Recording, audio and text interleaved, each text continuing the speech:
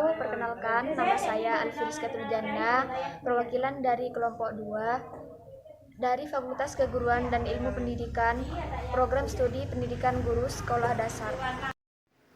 Assalamualaikum warahmatullahi wabarakatuh. Perkenalkan, nama saya Rosalinda, NPM 2019-1003 dari Universitas Abdurrahman Saleh Situbondo, Program Studi Pendidikan Guru Sekolah Dasar. Di sini saya dari kelompok 2. Assalamualaikum warahmatullahi wabarakatuh. Perkenalkan, nama saya Sirlia Yonggita dari Fakultas Keguruan dan Ilmu Pendidikan, Program Studi Pendidikan Guru Sekolah Dasar. Assalamualaikum warahmatullahi wabarakatuh. Perkenalkan, nama saya Ainun Jaria dari Fakultas Keguruan Ilmu dan Pendidikan, Program Studi Pendidikan Guru Sekolah Dasar. Untuk yang pertama, kita akan membahas pengertian ketahanan nasional. Nah, di sini pengertian ketahanan nasional ada beberapa menurut para ahli. Yang pertama, menurut Sumarno, ketahanan nasional adalah kondisi dinamika bangsa yang meliputi segenap aspek kehidupan nasional yang terintegrasi. Yang kedua, menurut Harjo Mataram, ketahanan nasional adalah keuletan dan daya tahan suatu bangsa untuk mengembangkan kekuatan nasional dalam menghadapi segala tantangan, ancaman, baik itu dari dalam negeri maupun luar negeri, baik secara langsung maupun tidak langsung, dan bisa membahayakan kehidupan nasional. Ketahanan nasional adalah suatu kondisi dinamika, yaitu di mana suatu negara berisikan ketangguhan keuletan yang dapat dikembangkan dalam ketahanan.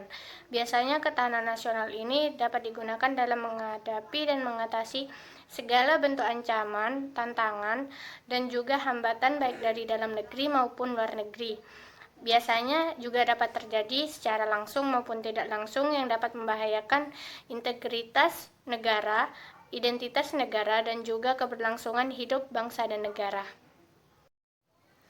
Ketahanan juga dapat diartikan sebagai suatu kondisi yang harus diwujudkan agar proses pencapaian tujuan nasional dapat berjalan dengan lancar dan sukses.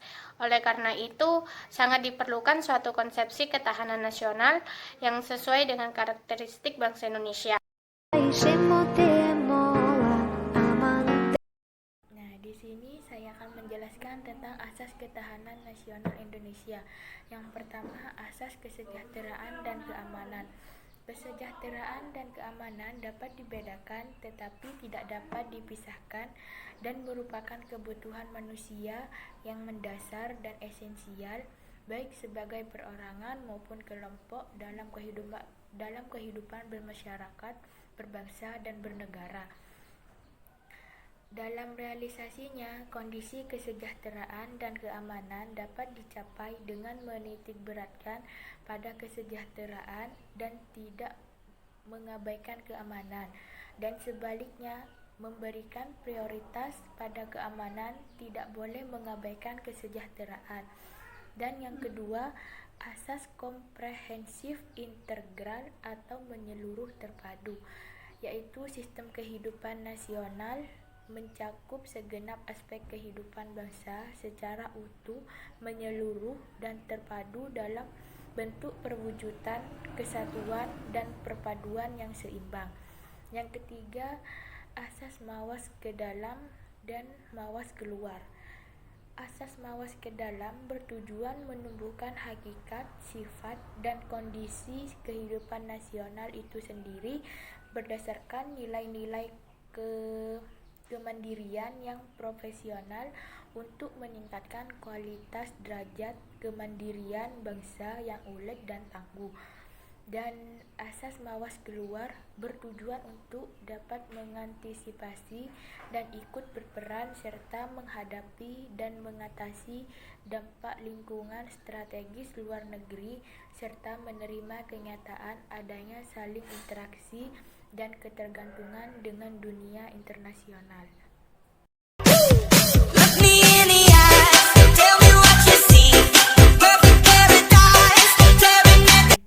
Di sini saya akan menyampaikan tentang sifat-sifat ketahanan nasional. Yang pertama yaitu mandiri. Artinya, ketahanan nasional bersifat percaya pada kemampuan dan kekuatan sendiri.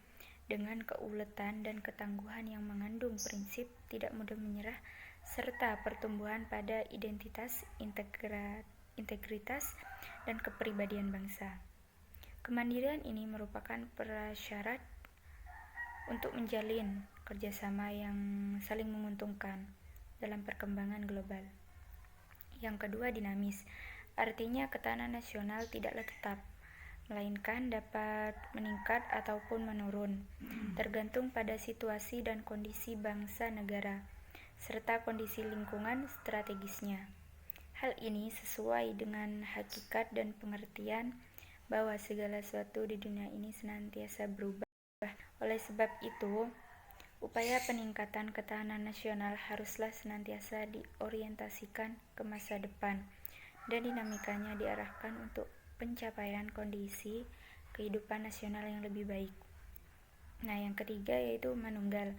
Artinya ketahanan nasional bersifat integratif, yang diartikan terwujudnya kesatuan dan perpaduan yang seimbang, serasi dan selaras di antara seluruh aspek kehidupan bermasyarakat, berbangsa, dan bernegara.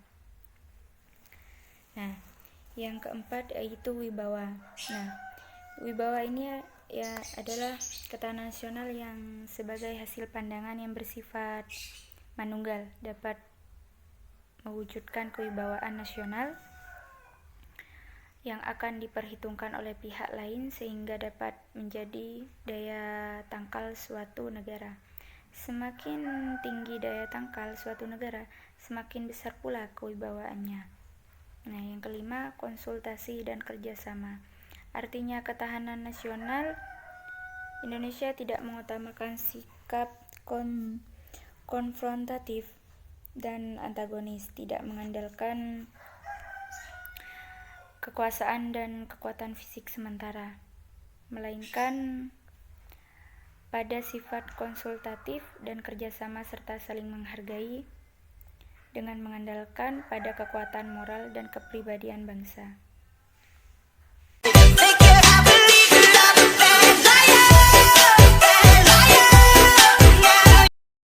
Di sini saya akan melanjutkan materi Mbak Serli dan saya akan menjelaskan tentang kedudukan dan juga fungsi ketahanan nasional. Nah, di sini ketahanan nasional merupakan suatu sistem yang diyakini kebenarannya oleh seluruh bangsa Indonesia serta merupakan cara terbaik untuk perlu diimplementasikan secara berlanjut dalam rangka membina kondisi kehidupan nasional yang ingin diwujudkan.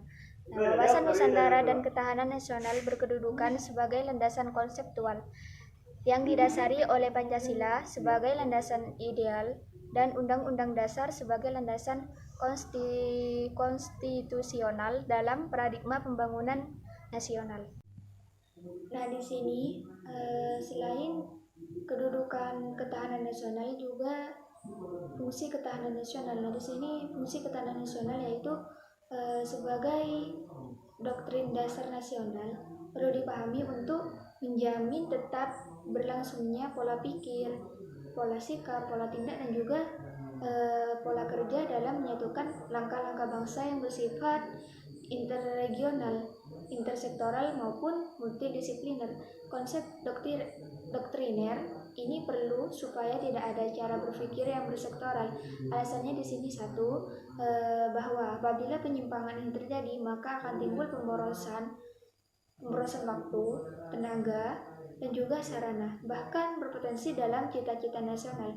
Ketahanan nasional juga berfungsi sebagai dasar pembangunan nasional.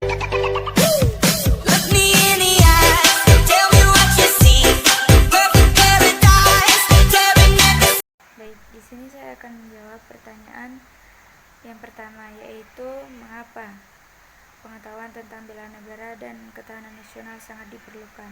Nah, karena di Indonesia proses pembelaan negara sudah diatur secara formal ke dalam undang-undang. Di antaranya sudah tersebutkan ke dalam Pancasila serta Undang-Undang Dasar 1945, khususnya pasal 30. Di dalam pasal tersebut dijelaskan bahwa membela bangsa merupakan kewajiban seluruh rakyat Indonesia tanpa terkecuali. Dengan melaksanakan kewajiban bela negara tersebut merupakan bukti dan proses bagi seluruh warga negara untuk menunjukkan kesediaan mereka dalam berbakti pada nusa dan bangsa, serta kesadaran untuk mengorbankan diri guna membela negara. Pemahaman bela negara itu sendiri demikian luas, mulai dari yang pemahaman yang halus hingga pemahaman yang keras. Di antaranya dimulai dengan terbinanya hubungan baik antar sesama warga hingga proses kerjasama untuk menghadapi ancaman dari pihak asing secara nyata. Hal ini merupakan sebuah bukti adanya rasa nasionalisme yang dijatuhkan ke dalam sebuah sikap dan perilaku warga negara. Di dalam konsep pembelaan negara terdapat falsafah mengenai cara bersikap dan bertindak yang terbaik untuk negara dan bangsa. Jadi dapat disimpulkan dengan mengetahui pengetahuan bela negara dan ketahanan nasional, khususnya Indonesia dapat menghadapi segala bentuk ancaman baik dari dalam maupun dari luar. Dengan pengetahuan tersebut, warga juga dapat mengatasi permasalahan yang terjadi di dalam negara Indonesia. Dari bagaimana dia harus bertindak sampai menyelesaikan permasalahan tersebut. Sebagai contoh, bentuk bela negara dapat dilaksanakan acara pada tanggal 17 Agustus. Dengan memeriahkan acara tersebut, kita bisa ikut serta walau tidak berperang pada zaman dahulu. Sekian yang dapat saya sampaikan. Kurang lebihnya mohon maaf. Wassalamualaikum warahmatullahi wabarakatuh. Pertanyaan nomor 2 yaitu mengapa warga negara harus ikut serta dalam usaha membela negara. Nah, di sini bela negara adalah sikap dan perilaku warga negara yang dijiwai oleh kecintaannya atau nasionalismenya kepada NKRI yang berdasarkan Pancasila dan Undang-Undang 1945 dalam menjalin kelangsungan hidup bangsa dan negara yang seutuhnya. Kesadaran bela negara itu hakikatnya kesediaan berbakti kepada negara dan kesediaan berkorban membela negara sepenuh raga dan sepenuh jiwa. Nah, tujuannya di sini diantaranya adalah mempertahankan kelangsungan hidup bangsa, negara, dan juga melestarikan budaya, melaksanakan nilai-nilai Pancasila dan Undang-Undang Dasar 1945. Berbuat yang terbaik bagi bangsa dan negara, serta menjaga identitas dan juga integritas bangsa dan negara. Jadi di sini sangat penting bagi warga negara ikut serta dalam membela negara dengan keutuhan negaranya untuk menjaga dan bentuk wujud cinta kita terhadap negara Indonesia. Assalamualaikum warahmatullahi wabarakatuh. Di sini saya akan menjawab pertanyaan yang ketiga, yaitu bagaimana wujud keikutsertaan warga negara dalam ketahanan negara. Nah, wujudnya dapat dilihat dari hal sederhana. Misalnya, kita lihat di dalam forum sekolah. Yang pertama, dengan ikut upacara setiap hari Senin dengan hikmat tanpa berbicara. Nah, yang kedua, dengan adanya pembelajaran PKN kita dapat menumbuhkan rasa nasionalisme dan rasa patriotisme serta rasa cinta tanah air. Nah, di sini pembelajaran PKN sangat berpengaruh terhadap ketahanan. Selain kita dapat mempelajari sejarahnya bagaimana walaupun kita tidak ikut perang, tapi kita juga dapat mempelajarinya dalam pendidikan kewarganegaraan ini. Nah, yang kedua, dengan memeriahkan acara 17 Agustusan. Nah, biasanya setiap hari atau setiap tanggal 17-an itu kita sering mengadakan lomba-lomba dengan tujuan meningkatkan rasa cinta tanah air, rasa kebersamaan. Walaupun kita tidak ikut perang, tapi kita ikut berpartisipasi dengan adanya lomba-lomba tersebut. Nah, yang ketiga yaitu dengan mematuhi aturan pemerintah dengan tertib.